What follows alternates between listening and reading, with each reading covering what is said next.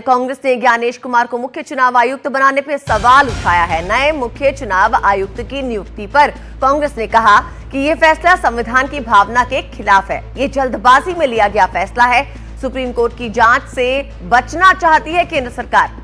आपको बता दें कि ज्ञानेश कुमार को देश का नया मुख्य चुनाव आयुक्त डिक्लेयर कर दिया गया है। केंद्र सरकार ने इनकी नियुक्ति को लेकर अधिसूचना भी जारी कर दी है, लेकिन कांग्रेस ने इस पर सवाल उठाते हुए कहा है कि ये जल्दबाजी में लिया गया फैसला है।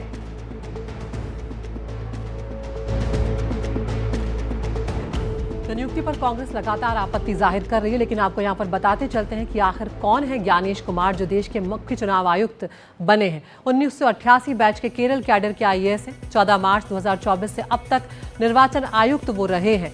सहकारिता मंत्रालय से 31 जनवरी 2024 को वो रिटायर हुए हैं। अमित शाह के सहकारिता मंत्रालय में सचिव भी रहे हैं ज्ञानेश। संसदीय कार्य मंत्रालय में सचिव रहे और इसके अलावा गृह मंत्रालय में संयुक्त सचिव और अतिरिक्त सचिव के पदभार भी उन्होंने संभाला हुआ है। रक्षा मंत्रालय में भी संयुक्त सचिव के पद पर वो रह चुके हैं और इसके अलावा जम्मू कश्मीर से अनुच्छेद 370 हटाने से जुड़ा जो मसौदा है उसको तैयार करने में भी इनकी भूमिका रही है। साथ ही अयोध्या राम मंदिर को लेकर सुप्रीम कोर्ट के दस्तावेजों को भी इन्होंने, जो ज्ञानेश कुमार हैं, उन्होंने संभाला है और यहाँ पर इनकी नियुक्ति को लेकर अब कांग्रेस जो है वो कई सवाल खड़े कर रही है।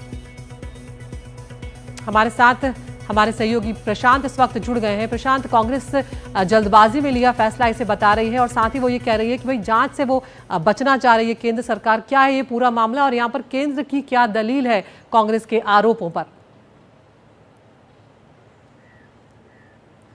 नहीं, देखिए, कांग्रेस का जो आरोप है वो ज्ञानेश कुमार या किसी व्यक्ति को लेकर नहीं है, वो प्रक्रिया पर सवाल उठा रहे हैं। उनका कहना है कि जो कानून बनाया गया था 2023 में, वो सुप्रीम कोर्ट का जो आदेश आया था इस मामले में, उसके उलट ये कानून बनाया गया था मोदी सरकार की तरफ से, और इसलिए उस कानून के तहत अगर कोई नियुक्ति होती है तो वो ठीक नहीं है। यही दलील है कांग्रेस की।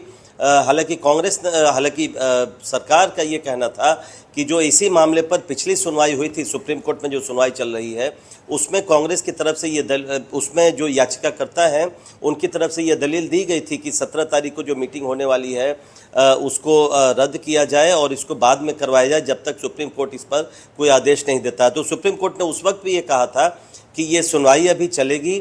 जो सीईसी के चयन के लिए जो बैठक होने वाली है 17 को, उसको रोकने का कोई मतलब नहीं है, क्योंकि फिर चुनाव आयोग में एक वैकेंसी हो जाएगी। मुख्य चुनाव आयुक्त का जो पद है वो खाली रहेगा।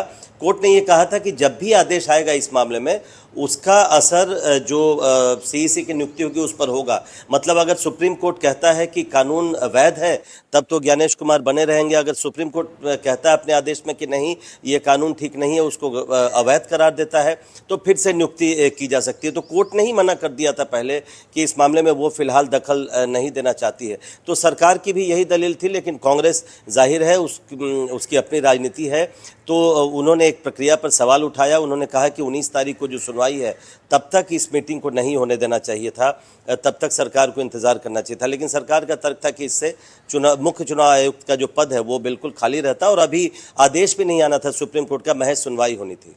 जी प्रशांत, बहुत बहुत शुक्रिया आपका इस जानकारी को हमारे दर्शकों के साथ साझा करने के लिए। बहुत बहुत शुक्रिया।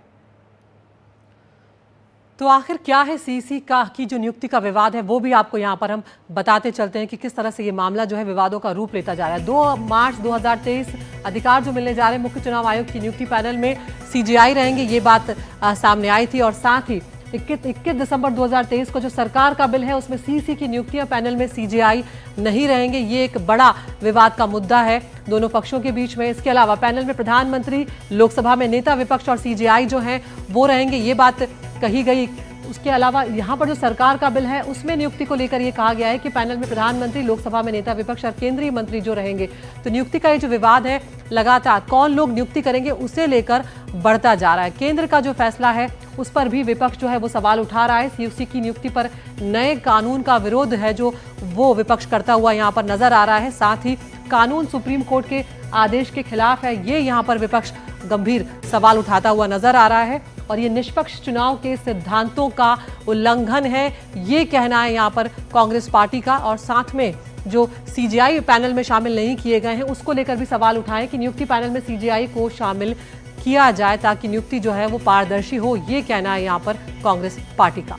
इसके अलावा सीसी की नियुक्ति पर कांग्रेस जो सवाल उठा रही है वो भी आपको यहाँ पर हम बताते चलते हैं। 19 फरवरी को पैनल से सीजीआई को बाहर रखने के मामले में सुनवाई हुई थी। 17 फरवरी को नए सीसी ज्ञानेश कुमार जो हैं उनकी नियुक्ति कर दी गई, ये बात यहाँ पर कही जा रही है। तो सवाल ये उठाया जा रहा है कि आखिर सरकार ने जल्दबाजी में ये नियुक्ति क्यों की है, सुप्रीम कोर्ट की सुनवाई का इंतजार क्यों नहीं किया गया, ये बड़ा सवाल जो है वो राहुल गांधी की तरफ से उठाया गया है। सुप्रीम कोर्ट से क्या जो आदेश है उससे बचने की कोशिश की जा रही है, ये यहाँ पर बात कही गई है कांग्रेस पार्टी की तरफ से। और साथ ही ये भी सवाल उठाए जा रहे हैं केंद्र सरकार पर कि अपने फायदे के लिए बीजेपी ने चुनाव प्रक्रिया जो है उसकी धज्जियां यहाँ पर उड़ा दी हैं और साथ ही सरकार के रवैये से चुनाव आयुक्त की भूमिका जो है वो संदेह में आ जाती है, ये बात यहाँ पर उठाई जा रही है।